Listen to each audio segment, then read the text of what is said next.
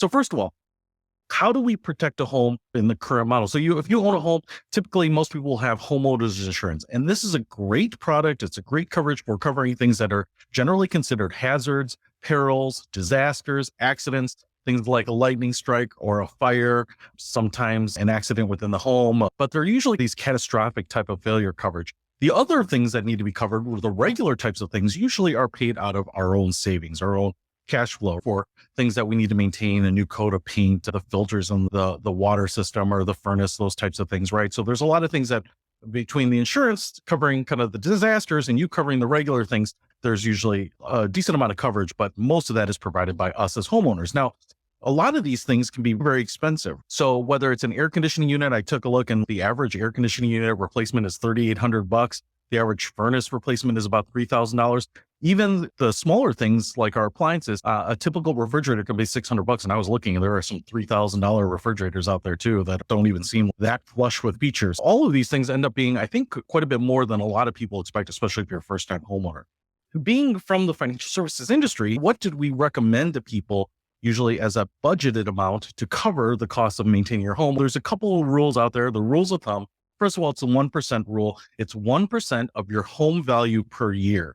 And so let's say you have a $200,000 home, 1% of that would be $2,000 a year. So it's probably a good ballpark number that you should have about $2,000 to.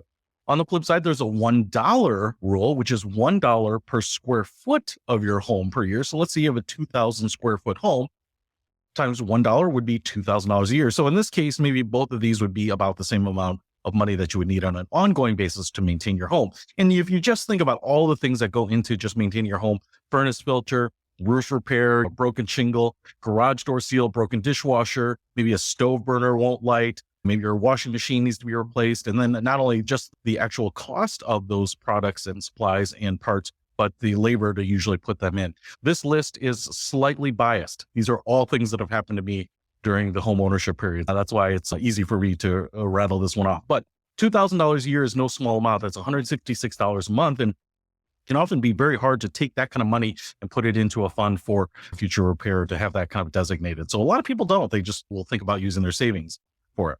So here's one of the realistic problems that people have as they are purchasing a home. Here's the flip side of it. When I started an apartment, I was saving money for a down payment for a home. So I had all the savings. And then when my wife and I found the perfect place, we closed on it. We used a bunch of that money to not only buy the home, but prepay a year's worth of insurance, to buy furniture, to do some landscaping and coat of paint and more cooking supplies and all that. And so the catch-22 almost is that you end up with less savings and you have more exposure to potential expenses, right? So you were renting before with a lot of savings. Now you own a home with very little savings. And there's a phrase for this: house rich, cash poor.